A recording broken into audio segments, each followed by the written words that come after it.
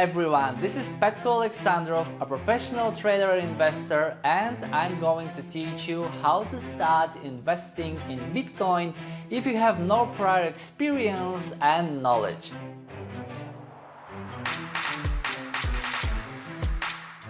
This course has been created for people who never traded, never invested, don't really know what Bitcoin is or how to buy it.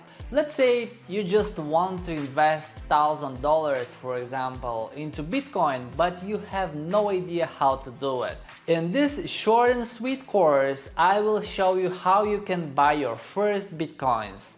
Look at which is better, buying with a credit or debit card, wire transfer, or PayPal, for example. What are the trustworthy websites and exchanges where you can buy your first coins from without any issues, and where and how to store the cryptos.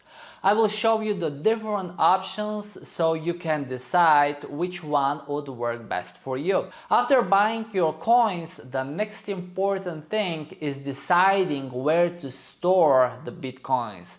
There are a lot of hacker attacks, so it is very important to keep your coins safe. I will review some of the wallets that I use with friendly mobile apps that are secure, and I will discuss the pros and cons for each one with you.